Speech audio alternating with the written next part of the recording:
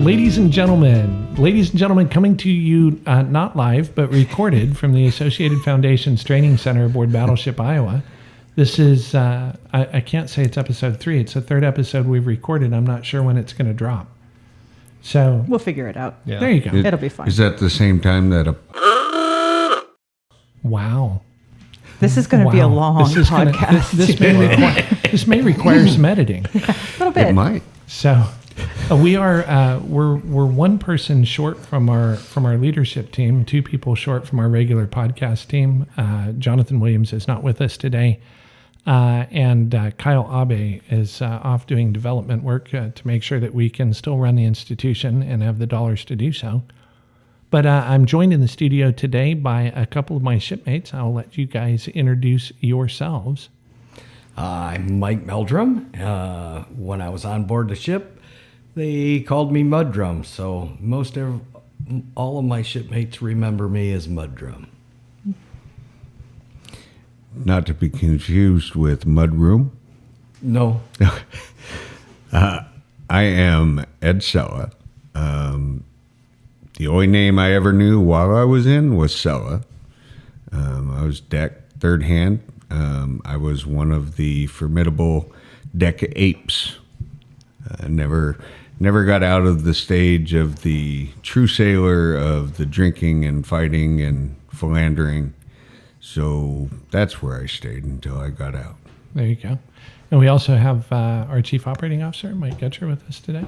Yeah, I'm the guy that is providing some stewardship to the ship, I think, at this point. The Chang, in Navy parlance, that's the Chief Engineer. And I have a merchant marine background, and I bow to you all the time. Seriously. I just figured he was giving stewardship to the podcast so they can keep us on track here. Yeah. So we had a pretty good banter going. So today is April 19th. It's when the recording is going on. My shipmates are on board. They helped celebrate the lives of our 47 shipmates that we lost in the Turret 2 explosion. We had that memorial this morning, and now we're just hanging out. And I took the opportunity to invite them in. And hopefully they can share some of their stories of their time on board. Go ahead, Mike. There you go. Well, got here March 12th, 1985, and left March 25th, 1990, 5 years and 13 days. Wow. Started off as an E2, BTFA, and left as a BT2. Well, at least you had your rate. I started on here as a non-rated FA. Fireman apprentice, for those people that don't know, E2 or E nothing, as I like to call it. Yes. EIOU1 if they got busted. Pretty much. Now, how I ended up with my nickname Mudroom, I was on this ship, Battleship, Iowa, for 2 days. And Petty Officer Louis Jorgensen pointed at the water drum of the boiler, and he says, "Do you know what that is?" I said, "Yes, Petty Officer, it's the water drum." "Do you know what its nickname is?" "Yes, Petty Officer." And they've been calling me Mudroom ever since. There you go. Hey, I've been called worse, so Mudroom works for me. I always tell people I've been called worse by better. Well, exactly. Last name being Meldrum, Mudroom, you can see how yeah. it got there. So At least it got there. yeah. Could have wandered around lost without ever getting a name. Nickname, that's a crime in some circles. Yep. You know, the one thing I always wanted to do was not have people know my name, and they ended up knowing it anyway. I had a couple nicknames when I was on the ship. I know one. Yeah, it'll be nice now. Morton. Yeah, so I worked in Fort Auxiliary, and running the distilling plant, making fresh water, or supposed to be making fresh water. And, you know, we used to challenge ourselves all the time, try to do, bigger, better, faster. Not that you have a ship full of 1,800 guys that, are in competition all the time, like kids. So we're going to New Orleans, and we're in Mississippi, and it's fresh water. And I'm thinking, well, I ought to be able to make all the fresh water in the world because we got fresh water coming on the ship. And so I kept raising the levels, and we went around a bend in the river, and it kind of sloshed across that all that salt crust that's inside the distilling plant. And all I could hear was the alarms ring, ring, ring, ring, ring, ring, thunk, and it dump into the bilge, and it's off the scale salt water.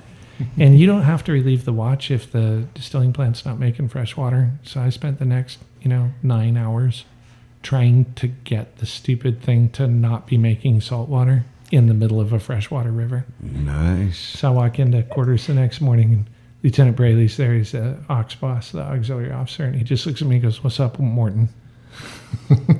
That was it for a long time. I'm like, Morton, I didn't even get Leslie, right? It's No. like when it rains, it pours. No, it's Morton. Nice. I wasn't in the Navy, but I ended up with a nickname too. In fact, it was Roger, my buddy who came to the ship just a few days ago. He's a 10,000-day sailor, unlimited engineer, merchant marine guy. And we were sailing on a research vessel, and we had a problem with a couple of chief engineers, and they kept getting fired. And they were starting to get afraid of us, specifically me, apparently. And so at some point, this new chief engineer, his name was Nick, who was horrible, ended up writing down, "Mike G said this, Mike G said that."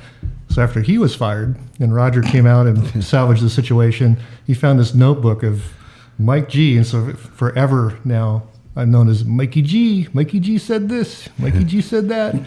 I He's think trying to cover his butt. I think we should probably bring that into the parlance of the regular management. Not afraid of it. Yeah. Totally own it. I got a few others I'm not going to share, but that one's a good one. I'm Oh, with yeah, it. I think we all. My parents were bummed because at one point the nicknames of their two sons, both of them sailors, was Buck and Scam. I was not Buck, and Scam was not financial. I had. It's kind of a longer story than we have for the podcast, but I had a little run-in with Base PD on Norfolk Naval Station, and ended up coming out on the better end of it. And the story traveled around the ship in seconds. People I didn't even know. I was walking through the POA, and people would be like, "Sup, Scam?" And, oh man. Nice. Do you have one, Ed? Do you have a nickname? I didn't really get a nickname. I mean, they called me Sally. That works. And that was before I had any time in the brig, so I'm not sure why I got it. But that was the big name. James Love was actually the one, I think, who said it first. And I was walking out of berthing, and I hear, "Hey, Sally Sell, let me get a hat." And that's when it started. So, I mean, I never really knew the reason for it. It just him yelling at me. Those are the best kind, though. I mean, if you know the story behind it, they're not nearly as fun. Well, they could be. I mean, that notebook of Mike's, that might be kind of fun to have. Throw a little he was a fear. scared little guy. That guy, Nick, was not that good of an engineer. You think Nick's going to be listening to this podcast? I don't really care, frankly.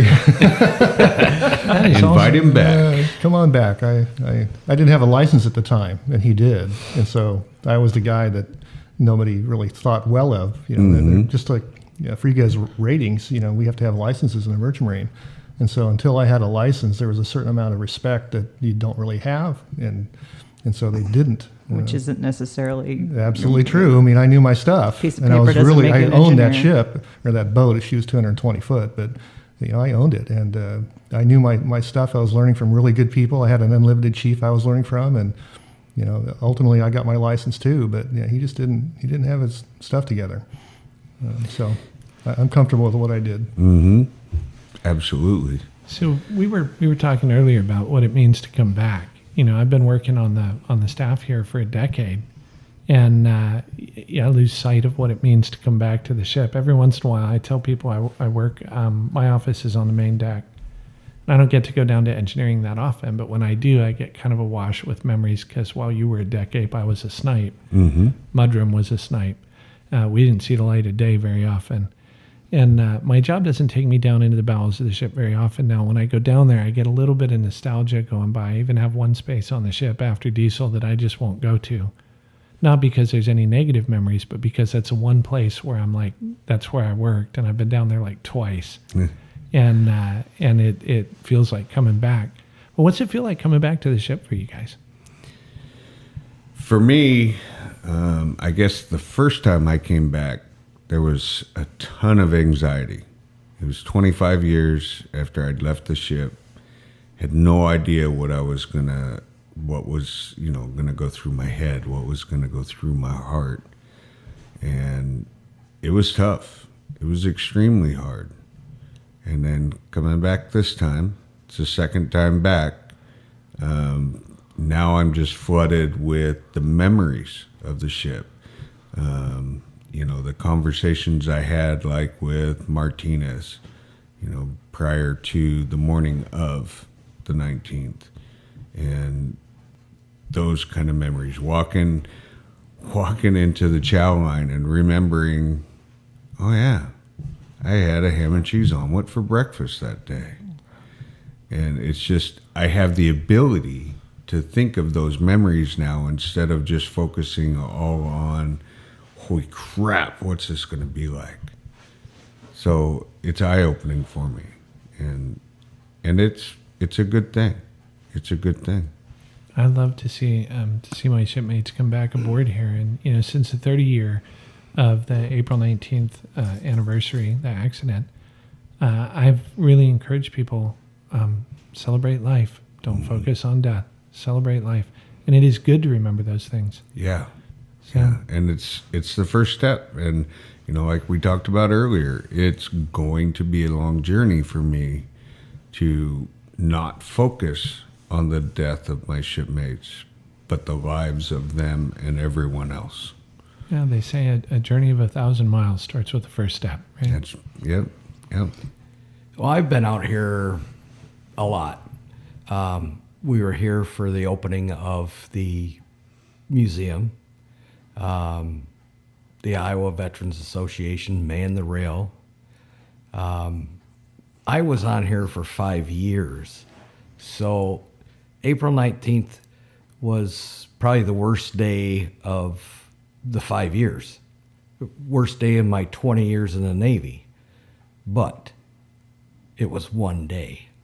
And I choose myself to remember all the good times, like when Louis gave me the nickname Mudroom, all the crazy stuff we did on the burner front underway in the middle of the Mediterranean, coming up and rewriting the song to Barney. There was like 4 of us that had, I could sing that if you want. had kids. No, don't. I hate you, you hate me, let's get together and kill Barney. I mean, those kind of things. That's a different one that I learned. Those were the crazy stuff we did, it was funny because we were all kids, and I look at it now. I have my 3 oldest in the Navy, and they're 24, 22, and 20. All of them went through boot camp a minimum of a year older than I was when the turret accident happened. Wow. And it really does put it in perspective for you. I've got I have my boot camp picture up in my office alongside my kids, and I'm the youngest one of the pictures.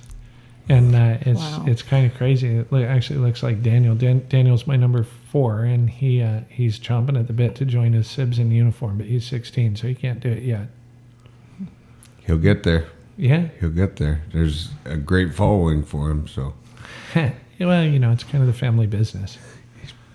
I got to say, for those of us who are working as museum crew here, it's really cool to have you here because, I've crawled all over this ship now, and going into these spaces with you guys gives me a whole different perspective, brings it to life in a different way, and really, changes how I look at everything. So I love having you aboard and talking to you. It's great.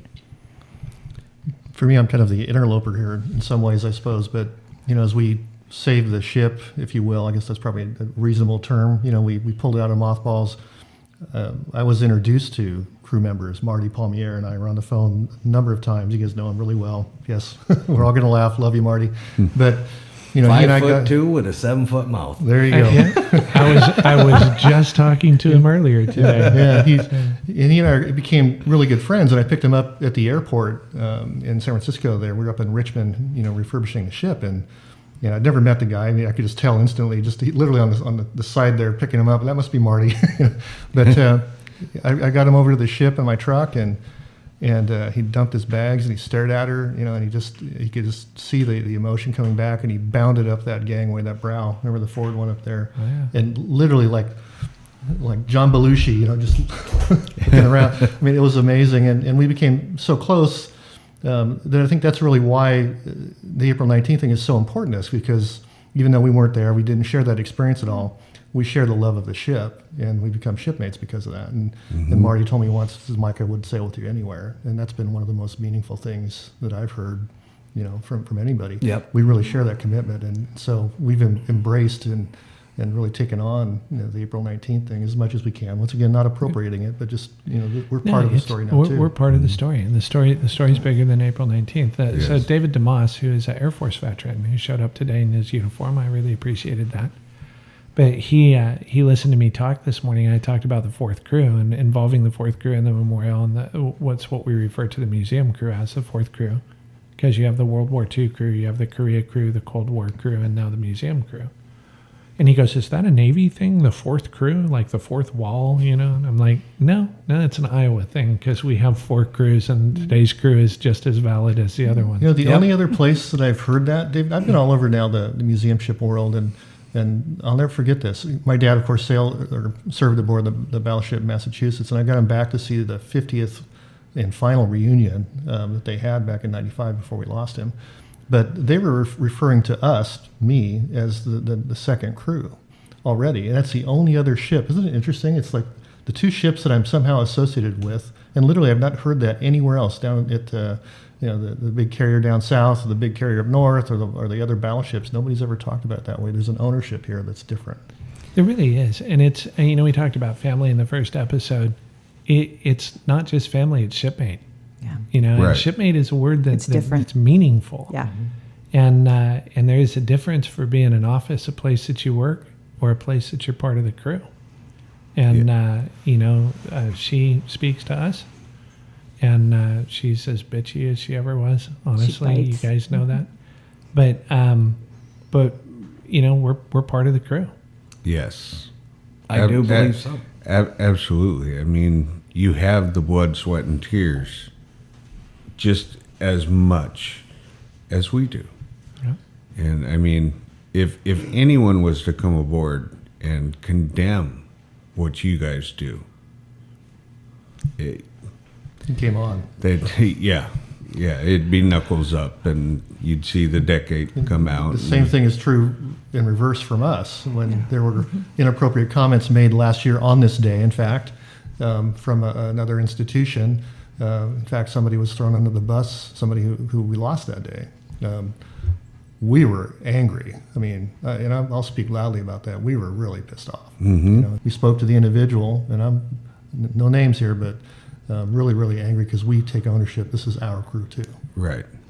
Right. Well, and from my point of view as past president of the Veterans Association, and a fourth crew member as a volunteer, as I'm trying to think of the words I want to use for this.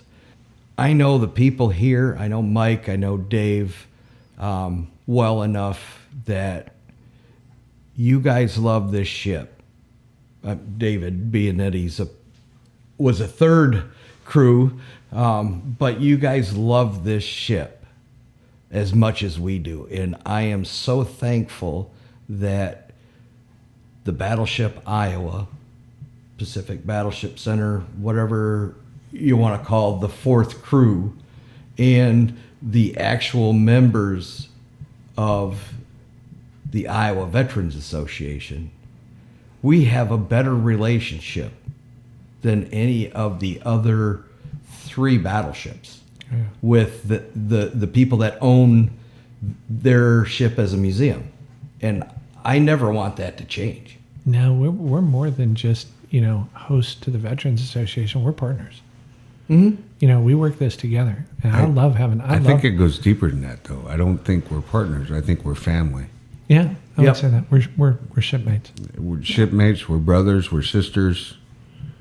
I mean, it's it's there. It's really interesting. You guys don't maybe you see it, maybe you don't, but roughly half of our volunteers are former military and the other half are not. People become invested here in ways that are just phenomenal. The 60, 70, 80-year-old retired school teacher, graphic designer people, I mean, they become deeply, deeply rooted in this place and in the culture of the ship, and have come to love it as much as anybody else. I have this connection to battleships, and maybe it's it's a no-brainer for me to love a battleship, right? My son's in the Navy, he'll be in submarines, but a lot of people just fall in love with what this thing represents and the people that are here. It's that core culture it's powerful. An addiction too. You come down here, you get a little taste of it, and you just don't want to stop. Yeah. You want more? Yeah, we covered dysfunction in one of the earlier ones, I think. We put the fun in dysfunction. We do put the fun in dysfunction.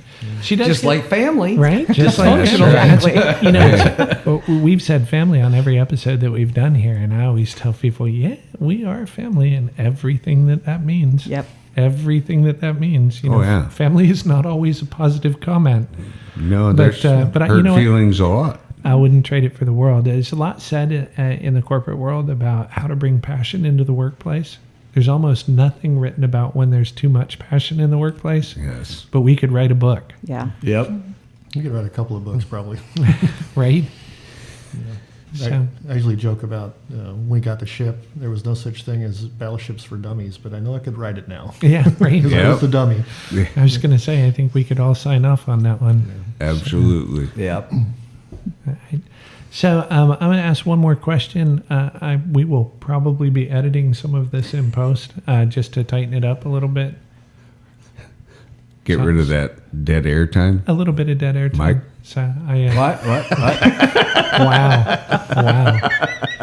Ka-clunk. So, right under the bus there. It's been said around here that bus was improperly operated. That was my statement. Yeah. So when you look at the construction going on the ship, we were talking about this a little bit before we started the recording. When you look at the construction going on around the ship, I'm going to ask you first, how does it make you feel? Sad. Completely legit. Completely legit. And then after we talked and the plans that you have, I mean, I kind of was thinking the same thing where you have a big billboard with all of the signatures on it. Yeah. So we can remember it. I mean, walking into the berthing, and I don't know, I really don't see 3rd Division berthing disappearing just because of its location and near the head. So when you have the scouts that come aboard and the sleepovers that come aboard. So I think we're lucky from 3rd. But I feel bad for the other guys because they can't come and sit on their rack. I was going to say, Mudroom, we tore your rack out first. I know. It is what it is. That's a great space down there. But looking back in the 80s, all those racks that were there in the 40s and 50s, the old heave out and trace up racks that were canvas were all gone in the 80s. So any time that the guys from Korea or World War II were coming on here, they couldn't see their rack because it was gone a long, long time ago. Yeah, I brought a Korea vet on when we were still in Richmond. We were doing the refit. And I said, I'd take you anywhere you want to go. And he went down, and after a little bit of back and forth, because the heads haven't changed, the plumbing didn't change, he was like, nah, it had to be right here. And he was grateful to be down. And I asked him, I said, how was your day? He says, I kind of wish I hadn't come because I can only remember it how it is and not how it was now. And I respect that. Yeah. But, one of the things, it's funny, me being a member of the 4th and 3rd crew, I will do things like, let's cut this bracket off, let's weld something here. And the rest of the museum team's like, this is an artifact, you can't do that. And I'm like, well, we did all the time, right? If we needed a bracket, we welded it. If we wanted it gone, we whacked it off, right? Right. We weren't thinking of museum in the 80s. And in a similar way, every time the ship has been reconfigured, every time it's been repurposed, if you will, we made altercations. We, the crew, made altercations. Altercations? Alterations. Probably did both, is what I'm thinking. There were quite a few of those. Altercations was more the deck ape snipe thing, but just bigger saying, hammer. Pretty much. That's a Freudian slip. That's right. But we did make the alterations to the ship to repurpose it, and that's all that's happening now. She's got a bit of a new mission, and in order to produce that mission, we're gonna make the changes necessary to do that. We did that in the 80s when she came out of the yard. She had 4 of her 5-inch guns removed, put missiles on here. The boat davits were moved, float planes removed, crane was removed, new flight deck put on. New mission, and so now we've got another mission, and so we're gonna do what's necessary for her life to continue and to accomplish that mission. And we got Absolutely. video. We went through with GoPros and took video of every inch of that space before it got taken out. That's awesome. Not just GoPro. I have 360 sphericals in there, so you will be able to virtually still walk through that space as it was before we started the tear off. Very nice. Very much. Well, there's a lot of history with this too. There's a museum ethos that you kind of have to look back in history on. So once again, going back to my experience with the Massachusetts, I took my dad back there in '95, just before I lost him, and literally there's almost no bunks there left really. They gutted whole spaces. They gutted the captain's cabin. They gutted the admiral's cabin. And that was all the 1960s ethos. They really weren't even thinking in the 60s as a museum ship would. Here, I don't think we've done a perfect job, but we really have a thought process behind it of totally unique spaces are really, truly saved. You don't mess with CEC. There's only one of those. You don't mess with CIC. There's only one of those. We had 2 mess decks, though, and we need space on the ship. And so there's this practical consideration just for the mission of the ship. What do you remove and what do you take out? The other thing we've tried to do is to keep her looking like a ship. So some of the other vessels have done what I call a Home Depot bathroom. They take the head, they gut it, and they go get fixtures from Home Depot, and they put it all together, and it looks like you're walking into somebody's apartment or an office building. Yeah. Here we've kept the true heads, literally the urinals, and even put watertight doors on the exterior of the ship to make it look right. So we're trying to at least respect the visuals of it. Oh, it's not just the visuals. I'm twice the size I was when I was serving on here. I have trouble turning around in those little booths. Yeah, Yes, sir. Yes, sir. I think we all are. I was like, I don't remember having to. Oh, I'm fat. I forgot. Yeah. It's important for us to keep as much of that heritage as we can. And actually, all those signed bunks the bunks that were signed, we've cut out all those names. We've saved all of them. We're saving all the artifacts, and we'll put some kind of wall together, I'm sure. But speaking to the larger mission for the ship, the National Museum of the Surface Navy is a bigger story. It's a national story, Right. And it's going to help keep this ship going much further financially, long term, than just the battleship story, which is not small. It's certainly important, but to be able to reach out across the entire nation and find that support is really powerful. And the battleship will be the core of it. It took me a while to get on board with the concept, but when you stop and think about it, the battleship is the quintessential surface Navy ship. And I like to think we are the quintessential battleship, right? Absolutely. The class battleship. I mean, I get the rest of the battleships have their thing, but I just kind of think we're the best. I'm a little bit biased. Well, yeah, No. we all are. But now, what makes me mad is everybody, civilian-wise, calls everything a battleship. Yeah. Oh, this battleship over here did that. Well, wait a minute. It wasn't a battleship.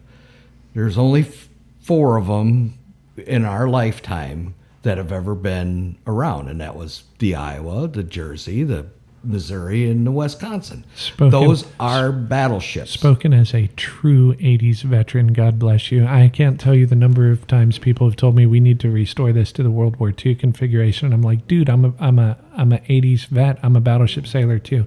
You did miss some of the other ones that were around in our lifetime as museum ships in Massachusetts among them. Oh, South okay. Dakota class, North Okay, Carolina I class, understand that. New Mexico, Tennessee. I've been on the Texas. I've been on the Massachusetts. But in our lifetime, there were 4 of them on active duty. That's right? what I mean. Yeah, and that's I'll I blame think you. that's what he was getting at. oh yeah. I'm just, But they I'm call teasing. everything, civilians call everything. Well, this is a battleship. Oh, I get that. No, that. I was on the battleship in San Diego. I was like, oh, was that battleship with the flat top with airplanes on it? That battleship? Okay. Hey, at least you don't have everyone calling everything you step on with sails a pirate ship. That's where Good point. Good point. R. It's a pirate's favorite letter. we run into that. I've all the never time, heard Mark. that joke before. I know. I'm sure that you haven't. No, Do you have an eye patch? Do you need an eye patch? absolutely not. Maybe for both eyes. So what day is Talk Like a Pirate Day? I don't speak Somali. Wow. Whoa. Wow. Not She even went going there. true pirate. That's very impressive. Nice. Very impressive. By the way, the National Museum of the Surface Navy, the Navy was started with Yeah. how many frigates? 6 frigates 6 frigates. for anti-piracy, Yeah. and they're still dealing with piracy now. Yeah. And that's part of that story, that broader story, and this is the epitome of those surface ships right here. Something about the hulls of Tripoli. Yeah. Yeah. So, Yeah, it'd be nice if they'd put them back in service. Maybe not this ship, but put them back in service and calm things down around the world a little bit. she does have a presence. But, I'm looking at Mudroom and I'm like, there are very few ships left in the Navy that burn dinosaurs to make steam. And that skill set is, I'm sorry, we're part of a dying breed. So, Yes. all right. Well, we are probably close to time. Yeah, we got about a half an hour in. So, appreciate you guys coming out. Really do. Just a pleasure to have you on the podcast. Absolutely. To have Thank you. shipmates that I served with. Tell your friends, come out. We'll put you in front of a microphone, in front of a camera. We'll just take you to where you want to be. Nice. Wherever you want to be on the ship. It's nice to have you guys back. Welcome home. Thank you. And Thank yeah, you, sir. Welcome home. It was an honor. and we'll close this out with that.